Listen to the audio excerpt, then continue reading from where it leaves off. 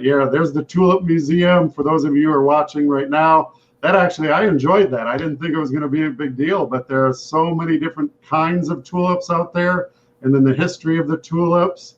And then there's some of the canals, and we took a tour on the canal and met some people from all over the world on the tour as well. And that was Amsterdam. So Yep. we had a 8-hour layover in Amsterdam, and I think for 4 or 5 of the hours we got into the city and did stuff, which is the way we planned it. And it only ways it could have gone better is if I would have done my research on the Anne Frank house and known that we needed tickets way in advance, or what, Van Gogh Museum. I think we might have done that as well.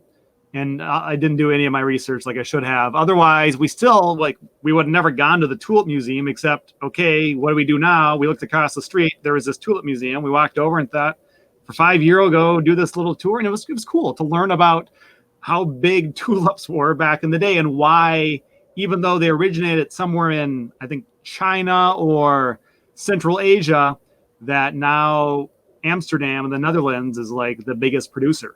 Yep. No, I didn't know that either, and you wouldn't have found that out unless we walked into that Tulip Museum and found that information out. And if they were local, I would have bought some of the tulip bulbs because some of them were pretty cool, and I would have brought them home. But that was at the beginning of our trip, so there was no way I was going to haul that all over the place. But yeah, you're right. Van Gogh and the Anne Frank house, if we had known better, we would have been able to go to both of those as well. But I mean, just look at these shots. I mean, it's cool being able to visit these places. And you know, if you see something on the news or something, I always tell my friends, I've been there. It's cool, not to brag or anything, but just to recognize, and it brings back the memories of when you've traveled to these places. And it brings back the culture, and it brings back the experiences.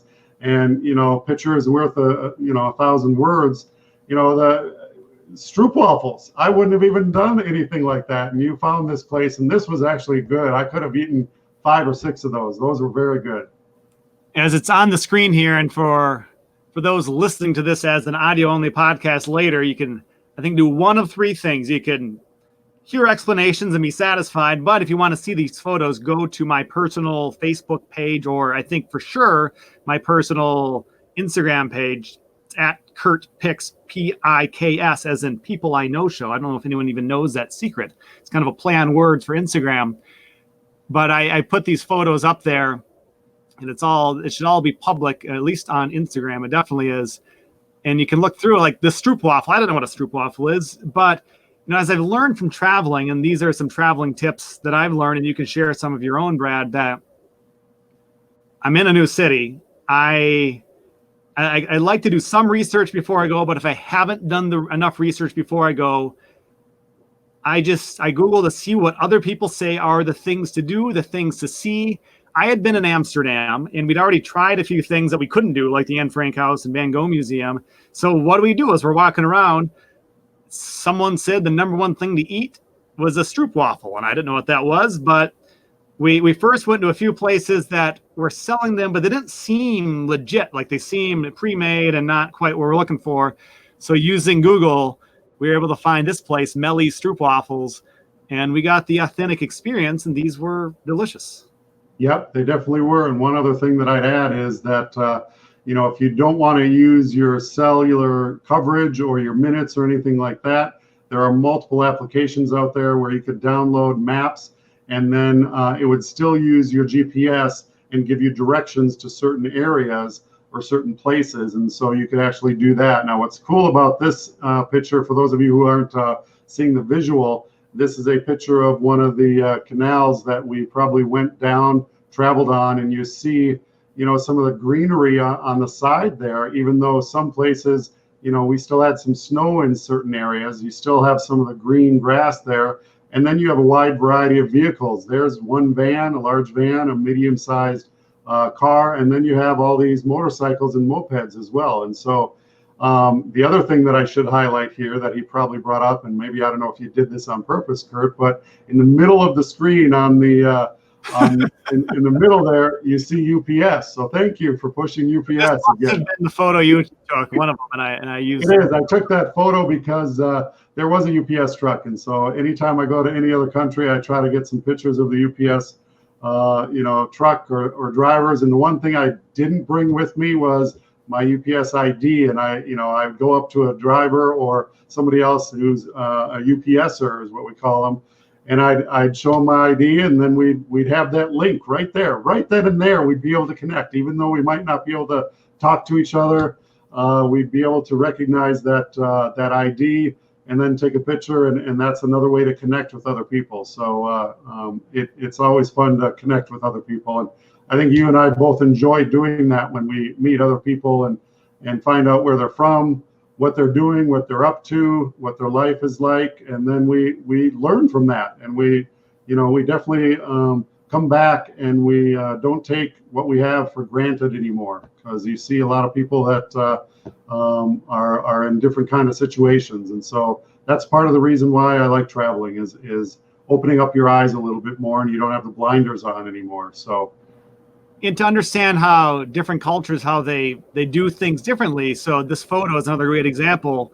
There's a lot of bicycles in the background in Amsterdam, maybe, I think more than any other city I've been to. I've been there twice now.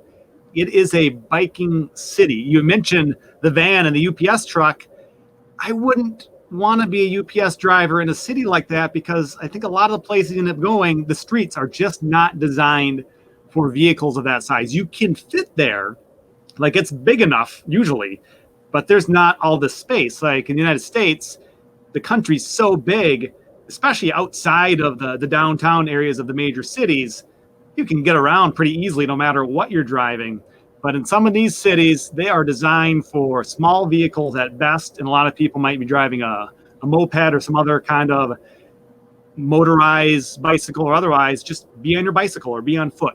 Yeah. And believe it or not, that UPS, depending on where we are in the country, we do actually have mopeds, we have bicycles, we have hybrid vehicles that are both moped and bicycle driven and mechanical as well as battery operated. So depending on where we are in the country and in the world, we do have different vehicles that allow for us to accommodate. And I love this picture for those of you who are just listening to the audio. We were walking and we saw this parking ramp, 3 levels, and no, motorcycles, no cars, nothing on there. All of it is just bicycles. And so that shows you how valuable they, look at this type of transit and biking, and they build these, that's 3 levels right there. It's right by the train station, the big central station, instead of like a big park and ride maybe in Minnesota where we live, where everyone parks their vehicles and gets on to the transit. You're riding your bicycle to the train station and you're getting on it from there. Or maybe you took the train into the city and you're bringing your bicycle with you and leaving it behind. I'm not sure if that's the case here, but there's these types of ramps for bicycles. It's every train station I went to in my previous time, mostly, it's like, whoa, where do all these bicycles come from? It's because basically everybody, that's how they're getting from point A to point B and connecting with the mass transit. Yeah, you're going to have to pull out your bicycle at some time, Curt, so we got to go biking. All right, we can do that soon.